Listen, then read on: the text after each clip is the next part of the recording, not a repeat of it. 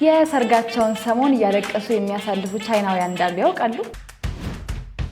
የእድሜ ባለጸጋዋ ጉሬላ ዓለምን አስገርማለች። ለ3 ዓመታት ሆቴል እየተጠቀሙ ሳይከፍሉ የሚጠፉ አባትና ልጅ መነጋገሪያ ሆነዋል። ተመራማሪዎች ከ12500 ዓመት በፊት ጠፍቶ የነበረውን ተኩላ በምርምር ወደ ምድር መልሰውታል። የቻይና ወጣቶች ቤት ከመከራየት ይልቅ ሆቴል ውስጥ መኖርን መርጠዋል። ለምን የሚለው መልሱኛ ጋር ይገኛል።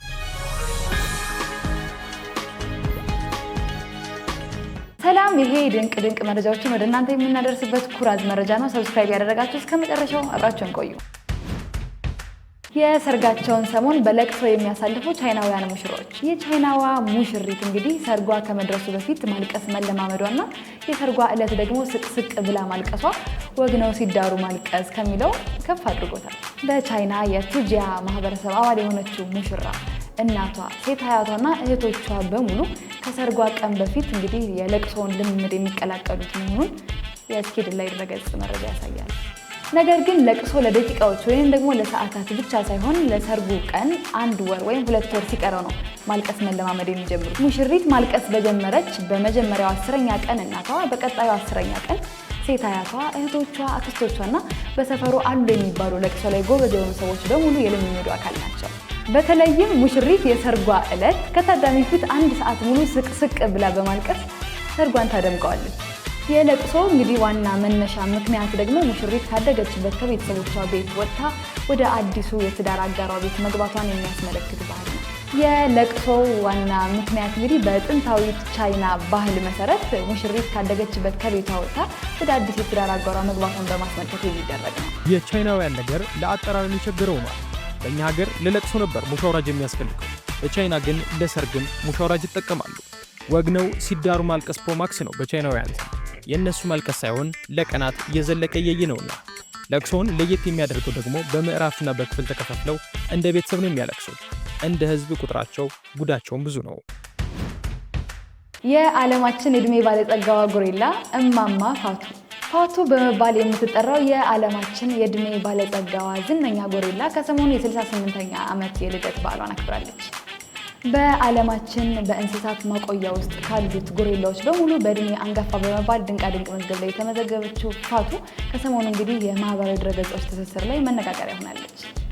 እንደ አውሮፓውያን አቆጣጠር በ1959 በአንድ ፈረንሳዊ መርከበኛ ከምዕራብ አፍሪካ ወደ አውሮፓ የገባችው ይህች ጎሪላ በዛን ጊዜ የነበራት እድሜ ባይታወቅም የ2 ዓመት እድሜ ቆይታ እንደነበራት ተገልጿል። ከፈረንሳይ ወደ ጀርመን በርሊን ከተማ ውስጥ በሚገኝ መካነ አራዊት የተሸጠችው ፋቱ ከ66 ዓመታት በላይ በዛው ኖራለች። የጎሪላዋ ዝርያ በምዕራብ አፍሪካ የሚገኙ ጎሪላ ዝርያዎች አይነት መሆኑንና ከ40 እስከ 50 ዓመት የእድሜ ቆይታ እንደሚኖራቸው በዘርፉ ያሉ ባለሙያዎች ገልጸዋል። የእንስሳት መካነ አራዊቱ ሰራተኞች ለፋቱ የልደት ክብረ በዓል በአትክልትና በፍራፍሬ የተሞላ ቅርጫት አበርክተውላታል። ፋቱ እድሜዋ በመግፋቱ ምክንያት ብዙ ጊዜ የምትመገበው አትክልትና ፍራፍሬ ሲሆን ለዚህም ዋነኛ ምክንያት አትክልትና ፍራፍሬ በውስጡ ጠቃሚ ንጥረ ነገሮች በመያዙ ነው። ፋቱ በእርጅናዋ ምክንያት ብዙ ጊዜ ጥርሶቿ እየረገፉ በማለቃቸው ለስላሳ ምግቦች የሚቀርቡላት ሲሆኑ ከዛም ተጨማሪ የመካነ አራዊቱ ባለሙያዎች ልዩ እንክብካቤ እንደሚያደርጉላት ተጠቁሟል። ፋቱ በእርጅናዋ ምክንያት ጥርሶቿ እየረገፉ በማለቃቸው ለስለስ ያለ ምግቦች እንደሚቀርቡላትና በመካነ አራዊቱ ባለሙያዎች ልዩ ጥበቃና እንክብካቤ እንደሚደረግላት ተገልጿል። ታዲያ የፋቱን የእድሜ አንጋፋነት የተመለከቱ ባለሙያዎች ዓለማችን ላይ የሚገኙ የጠፉ የሚገኙ የጎሪላ ዝርያዎች አምባሳደር ነች ሲሉ ይናገራሉ። ይለፍልሽ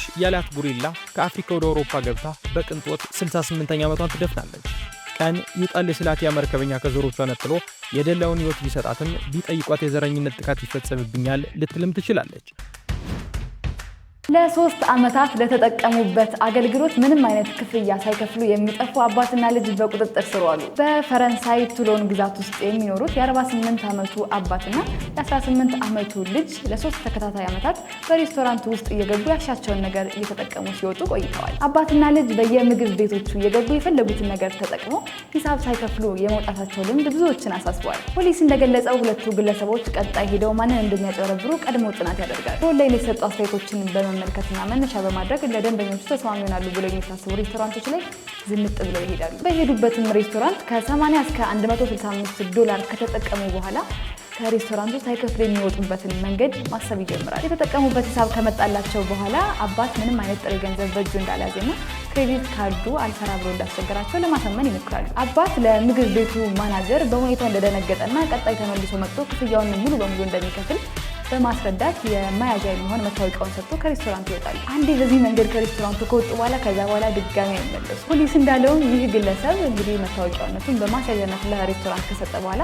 በቀጣይ ቀን ፖሊስ ጣቢያ በመሄድ መታወቂያ ጠፍቶብኛል በማለት አዲስ መታወቂያ በማውጣት ይጠቀም ነበር። ታዲያ ባሳለፍነው ዓመት የአንደኛው ሬስቶራንት ማናጀር የመታወቂያ ባለቤቱ ባለመመለሱ መታወቂያውን ፎቶ በማንሳት በማህበራዊ ድረገጽ ላይ ታሪኩን ያጋራል። ይህ የማህበራዊ ድረገጽ ልጥፍ በብዙዎች ዘንድ መነጋገሪያ ይሆናል። ከዚህ በኋላ ነበር የ43 ሬስቶራንቶች ማኔጀሮች በመሰብሰብ ለፖሊስ ጥቆማ የሰጡት። ከተወሰኑ ወራቶች በኋላ አባትና ልጅ በቁጥጥር ስር እንደዋሉ የፈረንሳይ ፖሊስ አስታውቋል። በልቶ መሮጥ በፈረንሳይ ዘመኖ ተከስቷል፣ ያውም በተደራጀ መልኩ በአባትና ልጅ።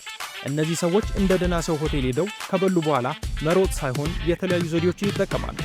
በዚህ መንገድ ያለ ውጭ 3 ዓመታትን ያሳለፉት አባትና ልጅ ሁሌ ድሎት አይሆንምና በቀን ክፉ ተይዘዋል። ነገር ግን በዚህ ኑሮ ውድነት ታስረው ቢፈቱም ነገሩን የሚተውት አይመስልም። ተመራማሪዎች ከ12500 ዓመት በፊት ጠፍቶ የነበረውን የተኩላ ዝርያ ወደ ምድር የመለሱበት ቴክኖሎጂ ዓለምን አስደምመዋል። ከዛሬ 12500 ዓመት በፊት ጠፍቶ የነበረው የተኩላ ዝርያ ወደ ምድር መመለሱን በዳላስ ቴክሳስ ውስጥ የሚገኝ የምርምር ተቋም አሳውቀዋል። የኮሎሳል ሳይንቲስቶች የጠፋውን የተኩላ ዝርያ በማስመሰል ዳግም 3 ተኩላዎችን ፈጥረዋል። 13000 ዓመት ከቆየ ከተኩላ ጥርስ ላይና 72000 ዓመት ካስቆጠረ ከተኩላ የራስ ቅል ዘረመል በመውሰድ በድጋሚ አዲስ ተኩላ ፈጥረዋል። አዲሶቹ 3ቱ ተኩላዎች በ2000 ካሬ ሜትር ስፋት ባለው ወደ ላይ 3 ሜትር ከፍ በሚል ጥብቅ መጠበቂያ ቦታ በካሜራና በድሮን ካሜራ እይታ ውስጥ በጥብቅ ቁጥጥር ውስጥ ይገኛል። የዚህን ተኩላ ዝርያ እንግዲህ የምናውቀው ብዙዎቻችን በምንወደው በጌም ኦፍ ትሮንስ ተከታታይ ፊልም ላይ ነው። በግዝፈቱም አሁን ካሉት ትልቅ የሚባል ነው። ነጮቹ ከጠፋ ዘረመል ከብዙ ዓመታት በፊት የጠፋን ግዙፍ ተኩላን መልሰናል እያሉ ነው። እኛ ደግሞ ስጋት አለን። ምክንያቱም ዛሬ በተኩላ የጀመሩ ነገ ዳይኖሰርን ቢመልሱት ለማና ቤት ይባላል። እንደው ሌላ ቢቀር እንኳን ምን አለበት ግዙፍ በሬ ወይንም በግ ቢያደርጉት፣ ተኩላ ይበላ።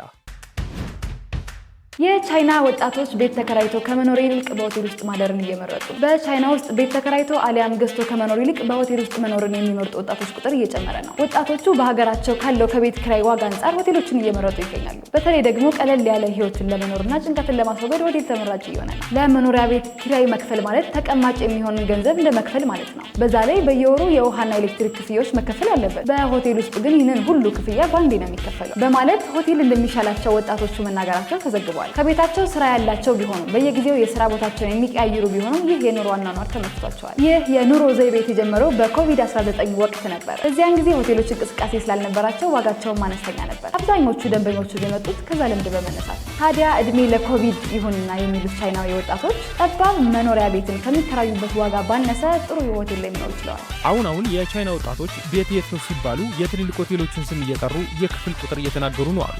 በእርግጥ የቤት ኪራይ እኛም ጋር ችግር ሆኗል። ግን ልዩነቱ እኛ ጎዳና እንጂ ሆቴል ሩቃችን ነው። ወደፊት የምንሰጋው ቻይናውያን ሁሉም መኖሪያቸውን በሆቴል አድርገው ኮንዶሚኒየም እንዳያስመስሉት ነው። ለነገሩ ምን አገባን? ከአስደናቂ መረጃዎቻችን ጋር አብራችሁን ስለነበራችሁ ምስጋናችን ከልብ ነው። ከመረጃዎቹ ጋር አብሬ ቆይታ ያደረኩት ጾም ድንቅ ፍሬ ነኝ። ሰብስክራይብ በማድረግ ቤተሰብ ሁኑን። ሰናይ ጊዜ